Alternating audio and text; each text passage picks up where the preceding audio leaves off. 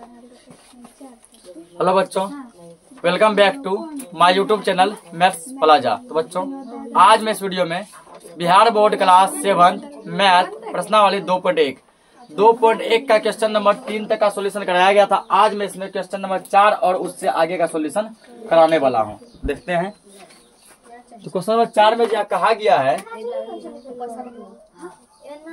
वो कह रहा है, ठीक ना, एक जादुई वर्ग में प्रत्येक पंक्ति, प्रत्येक स्तंभ एवं प्रत्येक विकर्ण की संख्याओं का योग समान होता है, ठीक ना। क्या यह एक जादुई वर्ग है? तो तुमको चेक करके दिखाना है क्या यह सच में जादुई वर्ग है कि नहीं है, ठीक ना। एक वर्ग दिया है, बोला है कि अगर इसको पंक्ति में देखेंगे तो सब पंक्ति का योग समान होगा, स्तंभ में देखेंगे सब स्तंभ का योग भी क्या होगा, समान होगा, ठीक ना। विकर्ण में देखेंगे तो विकर्ण का भी योग क्या होगा, समान होगा। ये जादुई वर्ग है कि नहीं है, क्वेश्चन तुम लिखते रहना। हल देखो, जैसे क्वेश्चन यहाँ पे है 4/13, 9/13, 2/13। ये क्वेश्चन का ही है, पार्ट है ना। दूसरा में 2/13, 5/13, 7/13। तीसरा डब्बा में 8/13, 1/13, 6/13।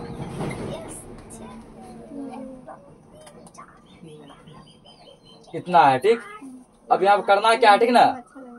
यहाँ पर जो क्या करना है, तो हमको प्रूफ करके दिखाना है ऐसा कि सभी पंक्ति, सभी स्तंभ और सभी विकर्ण का योग क्या है, बराबर है। क्या है? बराबर है। ठीक है, बोले यहाँ प्रथम पंक्ति के अनुदिश से।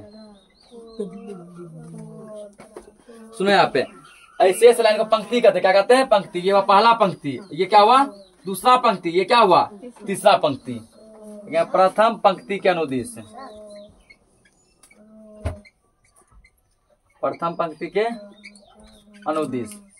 तो पहला पंक्ति का अनुदिश जब हम लोग करते हैं, ठीक ना, तो हम लोग पहला पंक्ति का अनुदिश जब हम लोग करते हैं तो हम लोग क्या देखते हैं, ठीक ना, कि तो प्रथम पंक्ति का अनुदिश क्या क्या है। देखो यहाँ पे 4/13 प्लस 9/13, पहला पंक्ति में ही है ना, प्लस 2/13।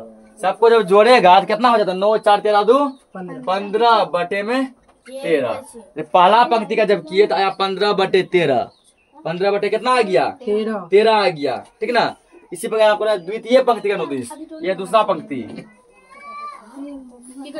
द्वितीय पंक्ति के अनुदिश, द्वितीय पंक्ति के अनुदिश। दूसरा पंक्ति जब क्या दिया है, 2/13 है ना, प्लस 5/13 प्लस 7/13। जो 7 5 12, 12 2 14 ही हो रहा है। क्वेश्चन सही लिखे हैं, 3 था वहाँ पे, 3 है। हाँ। यहाँ कितना 3 होगा ना, सब में 15 ही आना चाहिए। 7 5 12 3 15, 15 बटे में क्या किया, 13। तृतीय पंक्ति का अनुदिश, प्रथम द्वितीय तृतीय, तृतीय तीसरे, ठीक ना। तृतीय पंक्ति के अनुदिश हमको दिखाना है क्या सच में यह जो है जादुई वर्ग है कि नहीं है, ठीक ना। अनुदिश तीसरा क्या, 8/13 प्लस 1/13 प्लस 6/13। 8 1 9 9 6 15, ठीक ना। तुम्हारा हो गया ये 15/13, ये हो गया, ठीक है, 15/13। ये पंक्ति काम खत्म। अब करेंगे स्तंभ। क्या करेंगे, स्तंभ, ठीक ना। तो इसको कहते हैं स्तंभ। ये हुआ पहला स्तंभ, ये दूसरा स्तंभ, और ये क्या हुआ, तीसरा स्तंभ, ठीक ना। तो पंक्ति का करो प्रथम स्तंभ के अनुदिश, प्रथम स्तंभ के अनुदिश।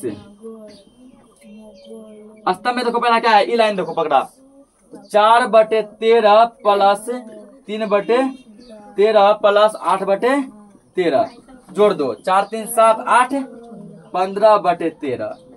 दूसरा स्तंभ लो, द्वितीय स्तंभ के अनुदिश। द्वितीय स्तंभ के अनुदिश।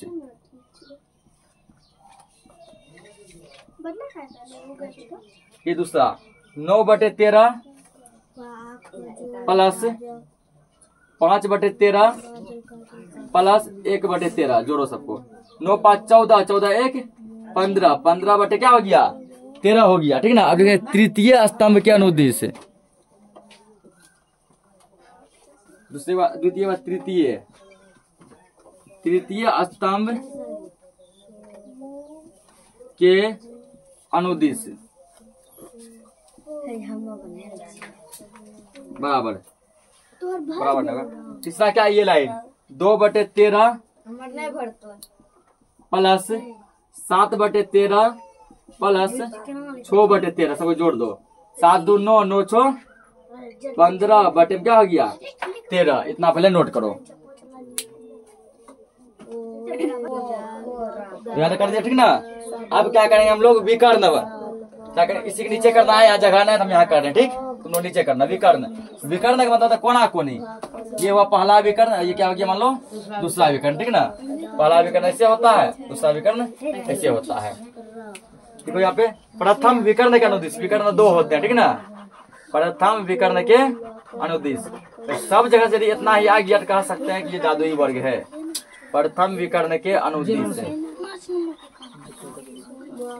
तो विकर्ण तो क्या क्या है 4/13 प्लस 5/13 प्लस 6/13 कितना गया 5 4 9 9 6 15 बटे में 13।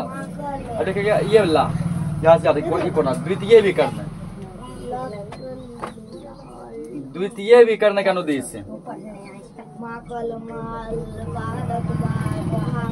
द्वितीय विकर्ण के अनुदिश,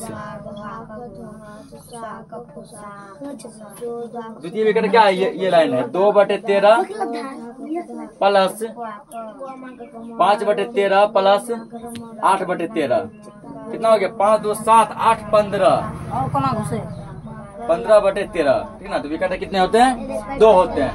तो हम लोग क्या देखे, किसी भी प्रकार से देखे तो हर जगह से ये क्या आया उतना ही आया 15/13 15/13।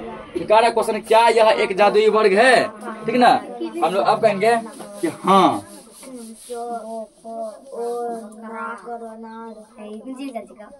हाँ यह एक जादुई वर्ग है। हाँ जादुई वर्ग सच में, क्योंकि यह किसी प्रकार से जोड़ते हैं क्या आता है 15/13 ही आता है। इसको नोट करो, अगला क्वेश्चन देखते हैं।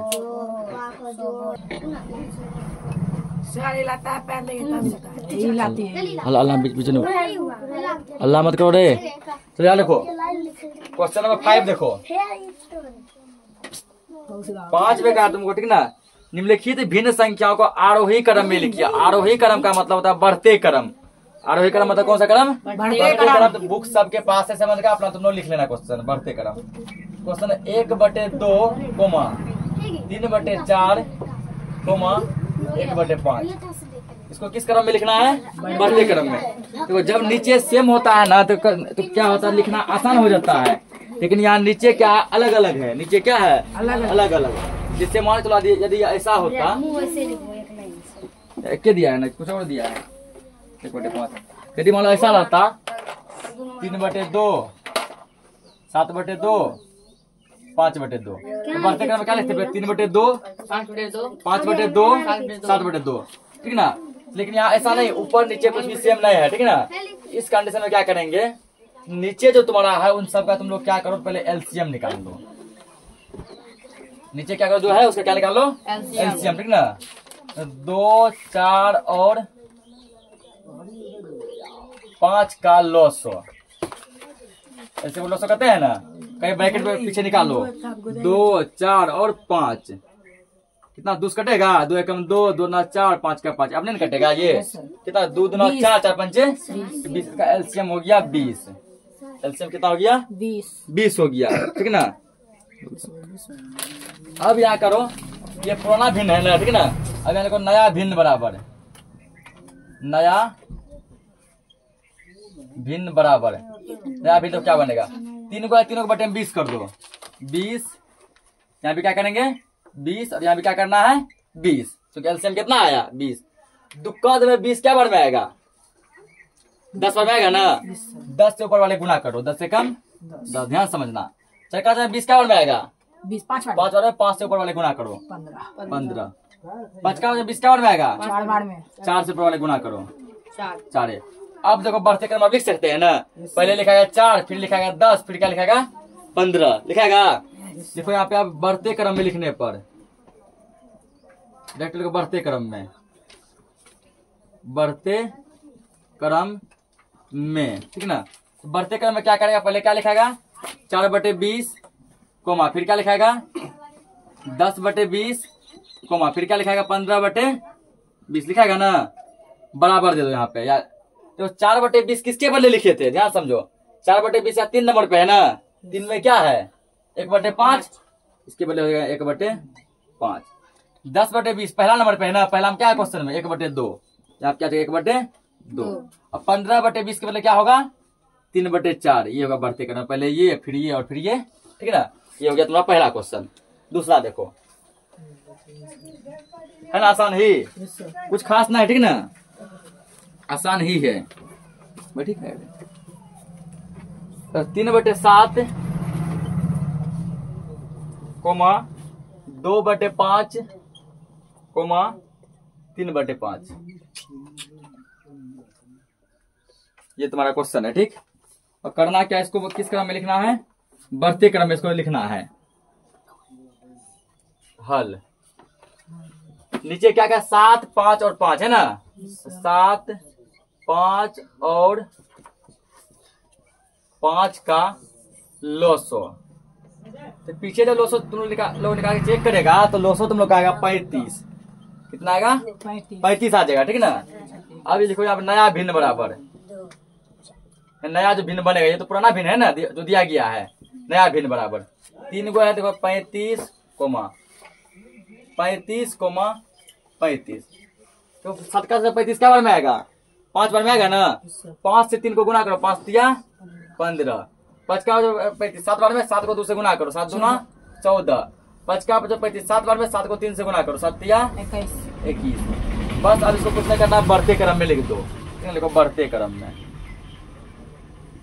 बढ़ते क्रम में पहले कौन लिखाएगा 14/35 लिखाएगा ना, 14/35। उसके बाद कौन लिखाएगा 15/35। अंत में कौन लिखाएगा 21/35 बराबर। अब देखो 14/35 यहाँ 2 नंबर पे है ना। 2 में क्वेश्चन क्या दिया है 2/5, इसके बदले लिखेंगे 2/5। 15/35 1 नंबर में, 1 में क्वेश्चन क्या है 3/7, यानी कि 3/7।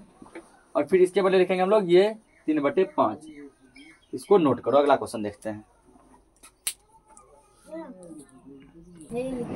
तो क्वेश्चन नंबर 6 देखो, ठीक ना। क्वेश्चन तुम लोग लिख लेना, हम समझा देते हैं।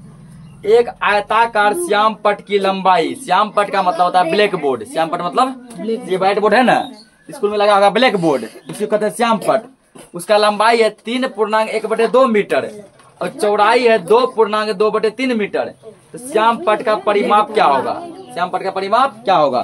तुम लोग याद रखना, ब्लैक बोर्ड जो ये आयत जैसा होता है, ये आयताकार है। ये क्या है आयताकार, ठीक ना। ब्लैक बोर्ड या व्हाइट बोर्ड हो, ये एक प्रकार का आयत है। ये क्या है आयत है, समझ गया ना। लिखेंगे यहाँ पे आयताकार श्याम पट का परिमाप। आयताकार श्याम पट,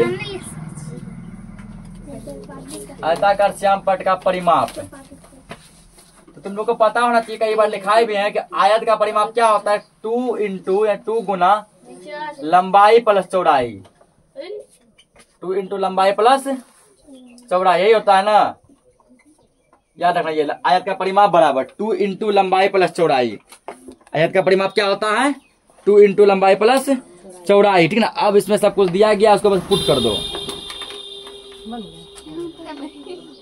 और इसमें लंबाई चौड़ाई दिया है ना, पुट करो इसको। 2 इंटू लंबाई कितना दिया गया, लंबाई दिया तुमको 3.1/2 मीटर, बाद में लिख देंगे, ठीक ना। चौड़ाई कितना दिया है 2.2/3। इसको क्या करना है अब सोल्व करना है, ठीक ना। सॉल्व करो इसको। 2 इंटू पूर्णांक करो, 3 दूना 6 1 7/2 प्लस 3 दूना 6 2 8/3, ठीक है ना। 2 इंटू यहाँ क्या करो अब इसका और इसका एलसीएम लो। एलसीएम कितना, भिन्न का जोड़ बन गया ना 6, दुकान में 6 3 बार में, 7 को 3 से गुना 7 21 प्लस 3 का 6 2 बार में, 8 को 2 से गुना 16। अब क्या करो 2 इसको जोड़ो, 6 1 7 2 1 3 37/6 आएगा ना। ये ब्रैकेट हटाएंगे तो यहाँ गुना आएगा, क्या आएगा गुना, ठीक है ना। ये गुना में कट रहा है, ये 2 एकम 2 2 तिया 6 अगर 37/3, ठीक है ना। ये टूटेगा पूर्णांक में, तोड़ दो, 12 तिया 36 36 1 37, क्या था क्वेश्चन मीटर में, इतना मीटर हो गया इसका आंसर। इसको नोट करो।